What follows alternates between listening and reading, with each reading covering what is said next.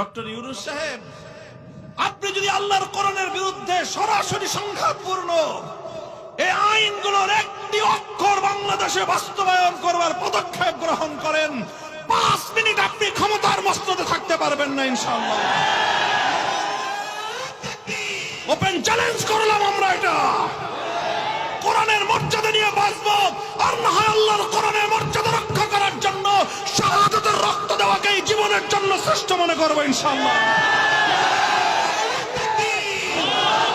নারী জাতির জন্য এর চেয়ে কলঙ্কের আর প্রস্তাব কি হতে পারে?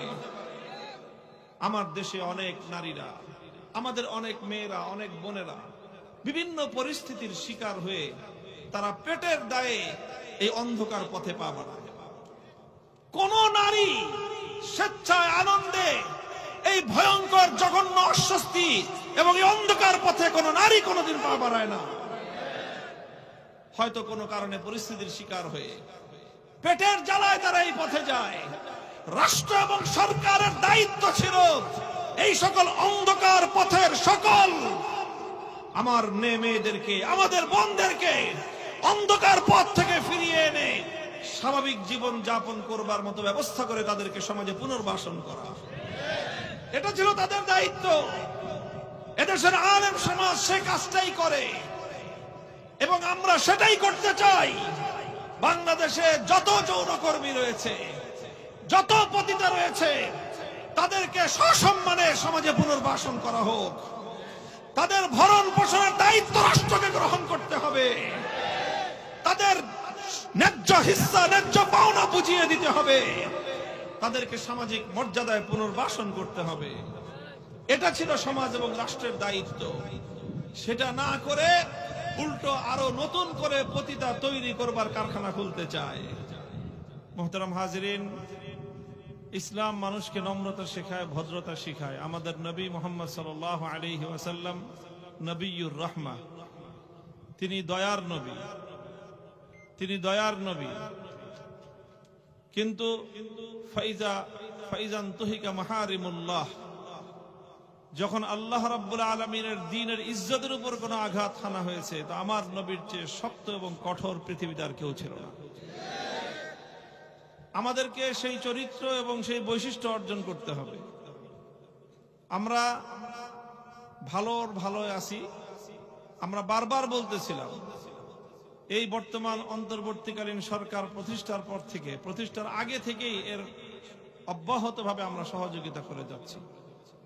শর্তহীনভাবে আমরা তাদেরকে সহযোগিতা সমর্থন জানিয়ে আসছি। 5ই আগস্ট সরকার গঠন থেকে নিয়ে শুরু করে অদ্যাবধি ডক্টর ইউনূস এবং তার এই অন্তর্বর্তীকালীন সরকারের প্রতিটি ক্ষেত্রে, মাঠে ময়দানে এদেশের আলেম সমাজ তাদেরকে সাহস জুগিয়েছে, সমর্থন জুগিয়েছে। ফ্যাসিবাদ যেন কোনোভাবেই বাংলাদেশে আবার পুনর্বাসিত হতে না পারে, বিতাড়িত স্বৈরাচারী নব্য লেডি ফেরাউন শেখ হাসিনার খুনি বাহিনী যেন বাংলাদেশে এসে আবার নতুন বাংলাদেশ গঠনে কোনো ধরনের অন্তরায় সৃষ্টি করতে না পারে, সেজন্য আমরা বুক টান করে দাঁড়িয়ে আছি।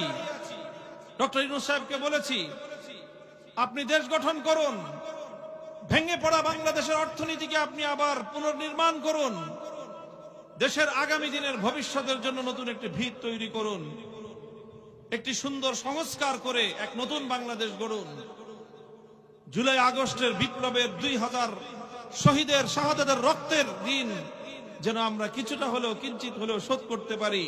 তাদের স্বপ্নের সেই সুন্দর বাংলাদেশ যেন আমরা গড়তে পারি, সেই কাজ আপনি করেন। 11টা সংস্কার কমিশন তিনি করলেন। প্রতিটি সংস্কার কাজে আমরা সহযোগিতা করেছি, সমর্থন জুগিয়েছি। অন্যান্য বড় বড় রাজনৈতিক দল যখন ডক্টর ইউনূস সাহেবের বিরুদ্ধে মাঠে ময়দানে তার স্পেস যখন সংকুচিত করে আনছিল, আমরা এদেশের ইসলামপন্থীরা ডক্টর ইউনূস সাহেবের পক্ষে ওপেন কথা বলেছি। আমরা বলেছি তাকে সময় দিতে হবে, যৌক্তিক সময় দিতে হবে, রাষ্ট্রকে পুনর্গঠন করবার জন্য তাকে যথেষ্ট সহযোগিতা দিতে হবে, সাহস জুগিয়েছি। এরপরে গত 19শে এপ্রিল নারী বিষয়ক সংস্কার কমিশন যখন রিপোর্ট দিল, আমরা যেন আকাশ থেকে পড়লাম। কার জন্য এতদিন করলাম?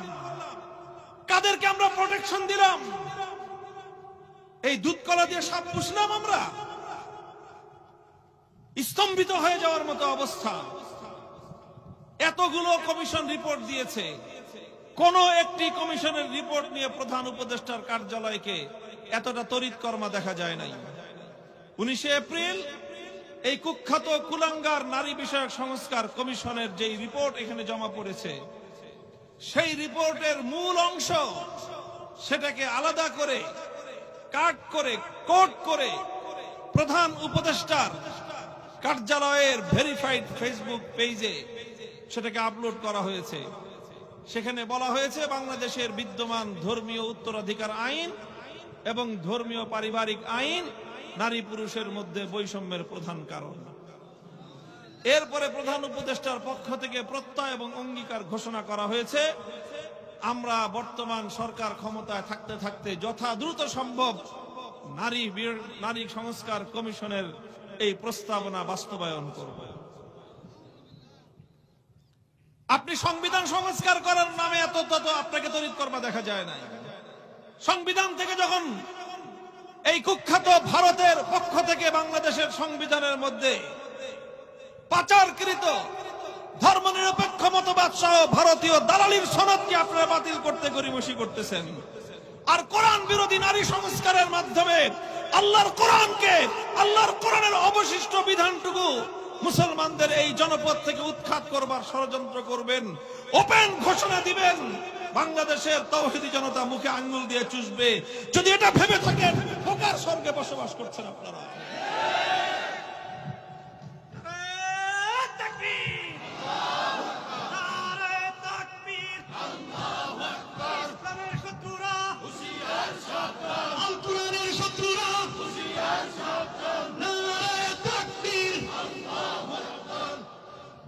সংগ্রামী সাথী ও বন্ধুগণ, গতকাল এক সেমিনারে আমি বলেছিলাম যে এই যে তারা যেই সংস্কার কমিশন যে প্রস্তাবনাগুলো দিল, যেই প্রস্তাবনা তারা দাখিল করলো, এটা এর মূল সারমর্মই হলো, মূল লক্ষ্যই হলো বাংলাদেশের আবহমান কাল থেকে গড়ে ওঠা সভ্য ভদ্র সমাজের যে প্রধান বুনিয়াদ পরিবার ব্যবস্থাকে ভেঙ্গে চূর্ণ বিচূর্ণ করে দেওয়া। পাশ্চাত্যের বল্গাহীন সমাজ, আজ ওরা এই পারিবারিক জীবনের শান্তি হারিয়ে ওরা যখন পাগল প্রায় শান্তির অন্বেষায় হন্য হয়ে ঘুরছে সারা পৃথিবীতে, কোথাও শান্তির সন্ধান নাই তাদের জন্য। আর আমরা বাংলাদেশের মানুষ, ধর্মপ্রাণ মুসলমান মানুষ, না খেয়ে থাকতে পারে, শ্রমিক হতে পারে, কৃষক হতে পারে, রিক্সা এবং ভ্যান চালক হতে পারে, পান্তা ভাত খেয়ে জীবন ধারণ করতে পারে, কিন্তু পরিবার পরিজন নিয়ে দুমুঠো খেয়ে তারা শান্তিতে আছে। ওই লেস কাটা শিয়াল নিজের লেস কাটা যাওয়ার পর যেরকম সে ফন্দি আটে যেন সকল শিয়ালের লেস কাটে, পশ্চিমারা এখন পরিবার ব্যবস্থা হারিয়ে এখন তাদের লেস কেটেছে, সারা দুনিয়ার মুসলমানদের পরিবারগুলোকে ধ্বংস করে তাদের লেস কাটা তারা চিন্তা করতেছে।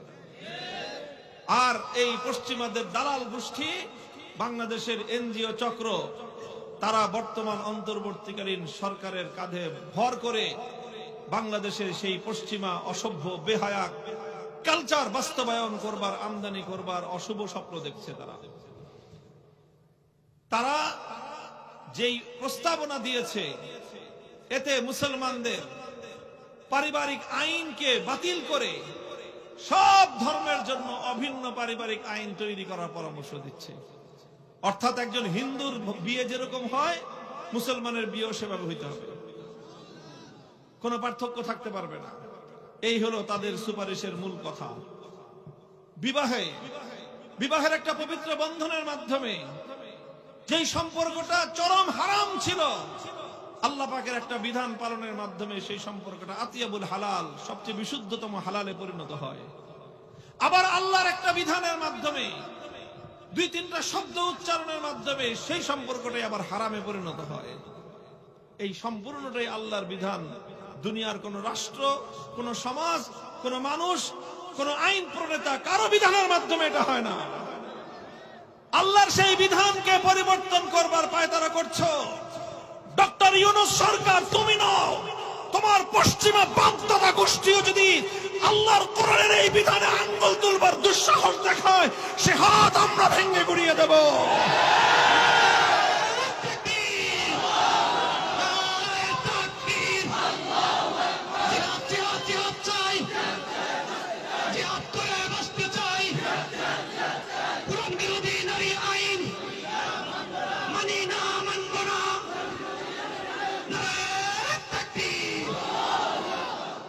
সেখানে আরেকটা প্রস্তাবনা করা হয়েছে, পতিতা যৌনকর্মীদেরকে যেন শ্রমিকের মর্যাদা দেওয়া হয়।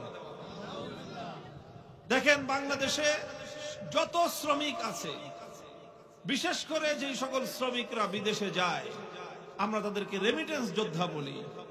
দেশের মানুষ তাদেরকে চোখের মণি মনে করে, তাদেরকে সারা দেশের মানুষ শ্রদ্ধা করে। বাংলাদেশের অর্থনীতির চাকা ঘোরার ক্ষেত্রে তারা অগ্রণী ভূমিকা পালন করছে।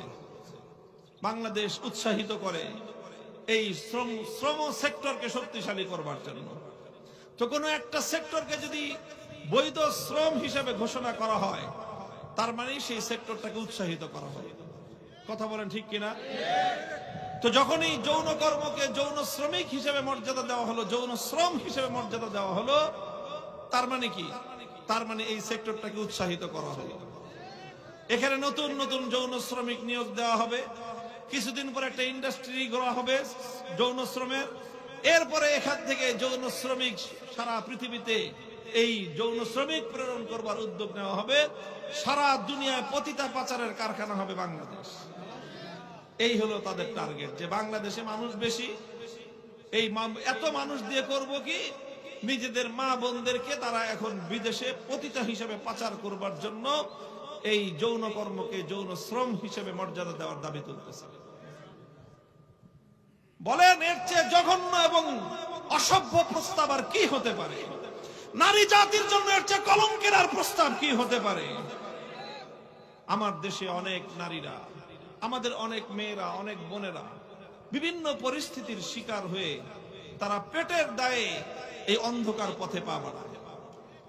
কোন নারী স্বেচ্ছায় আনন্দে এই ভয়ঙ্কর জঘন্য অস্বস্তি এবং এই অন্ধকার পথে কোন নারী কোনোদিন পা বাড়ায় না। হয়তো কোনো কারণে পরিস্থিতির শিকার হয়ে পেটের জ্বালায় তারা এই পথে যায়। রাষ্ট্র এবং সরকারের দায়িত্ব ছিল এই সকল অন্ধকার পথের সকল আমার মেয়েদেরকে, আমাদের বোনদেরকে অন্ধকার পথ থেকে ফিরিয়ে এনে স্বাভাবিক জীবন যাপন করবার মতো ব্যবস্থা করে তাদেরকে সমাজে পুনর্বাসন করা। এটা ছিল তাদের দায়িত্ব। এদেশের আলেম সমাজ সে কাজটাই করে এবং আমরা সেটাই করতে চাই। বাংলাদেশে যত যৌনকর্মী রয়েছে, যত পতিতা রয়েছে, তাদেরকে সসম্মানে সমাজে পুনর্বাসন করা হোক। তাদের ভরণ পোষণের দায়িত্ব রাষ্ট্রকে গ্রহণ করতে হবে। তাদের ন্যায্য হিস্সা, ন্যায্য পাওনা বুঝিয়ে দিতে হবে। তাদেরকে সামাজিক মর্যাদায় পুনর্বাসন করতে হবে। এটা ছিল সমাজ এবং রাষ্ট্রের দায়িত্ব। সেটা না করে উল্টো আরো নতুন করে পতিতা তৈরি করবার কারখানা খুলতে চায়। ডক্টর ইউনূস সাহেব, এদেশের মানুষ আপনাকে ভালোবাসা দিয়েছিল। আপনি সেই ভালোবাসা, দেশের মানুষের হৃদয়ের ভালোবাসাকে দুপায়ে আপনি ঠেলে দিচ্ছেন। আপনি দুপায়ে ঠেলে দিচ্ছেন। আপনি যদি আল্লাহর কোরআনের বিরুদ্ধে সরাসরি সংঘাতপূর্ণ এই আইনগুলোর একটি অক্ষর বাংলাদেশে বাস্তবায়ন করবার পদক্ষেপ গ্রহণ করেন, 5 মিনিট আপনি ক্ষমতার মসনদে থাকতে পারবেন না ইনশাআল্লাহ।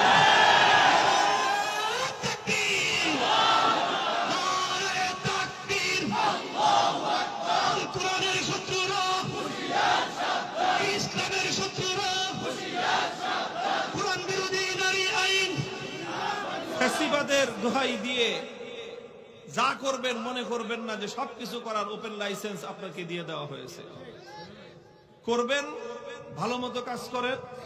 এদেশের ইসলামপন্থী আলেম সমাজ মুসলমানদের ধর্মীয় অনুভূতিকে সম্মান জানিয়ে কাজ করেন। দেশের মানুষ আপনার প্রতি যেই সম্মান, যেই সমর্থন দিয়েছে সেটা অব্যাহত থাকবে। আর যদি এটাকে আপনার কাছে মূল্যবান মনে না হয়, আপনার কাছে ওই সকল অসভ্য তসলিমা নাসরিন মার্কা গুটি কয়েক এনজিও কর্মীকেই যদি আপনার কাছে পছন্দ হয়, ওদেরকে নিয়ে থাকেন, এদেশের মানুষের উপর আপনার ক্ষমতার ছড়ি ঘোরাবার সুযোগ থাকবে না। এটা আমাদের পরিষ্কার বার্তা। কাজেই আগামী ৩ তারিখ হেফাজতে ইসলামের পক্ষ থেকে আহত এই মহাসমাবেশ, এটা বাংলাদেশের এই ক্রান্তিকালে দেশ এবং জাতিকে মুক্ত করার সমাবেশ। আগামীর বাংলাদেশে ইসলাম নিয়ে, আল্লাহর কোরআনের মর্যাদা নিয়ে মাথা উঁচু করে বেঁচে থাকবার সমাবেশ।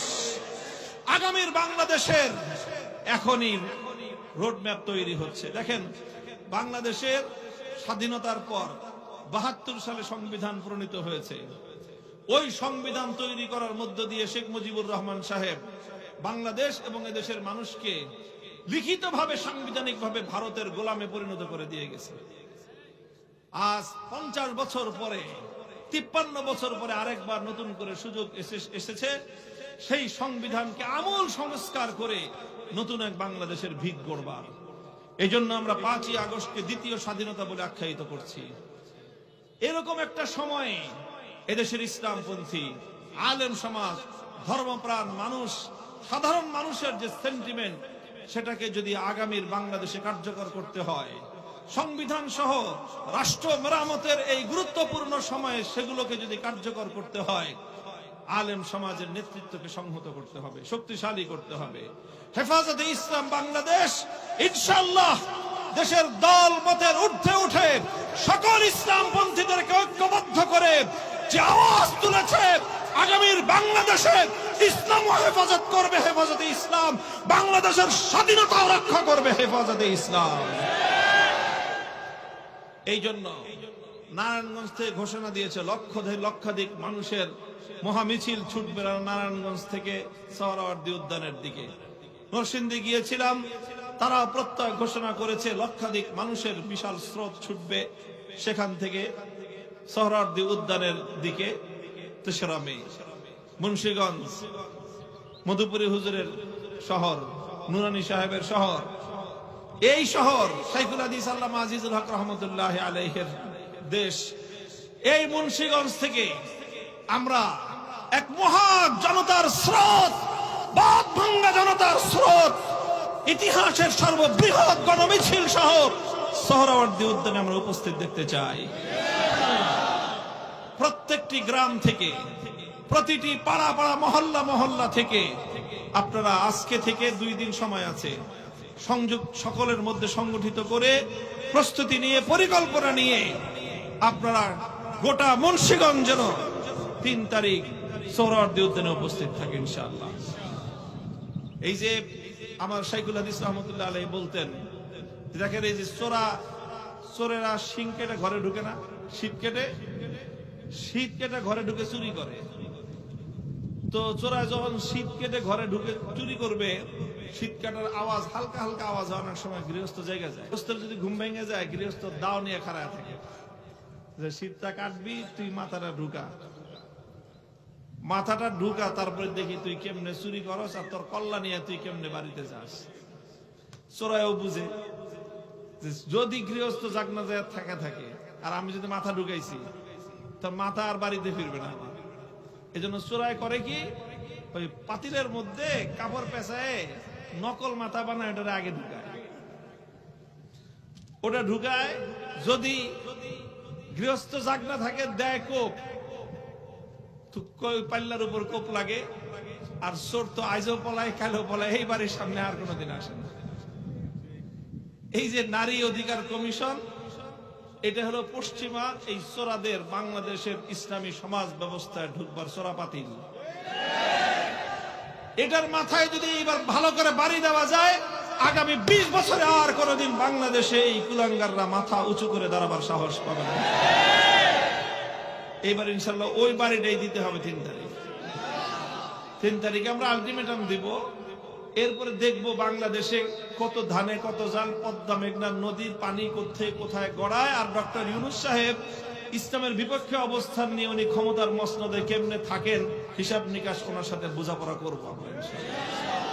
ওপেন চ্যালেঞ্জ করলাম আমরা, এটা কোরআনের মর্যাদা নিয়ে বাঁচবো, আর না হয় আল্লাহর কোরআনের মর্যাদা রক্ষা করার জন্য শাহাদাতের রক্ত দেওয়াকেই জীবনের জন্য শ্রেষ্ঠ মনে করব ইনশাআল্লাহ।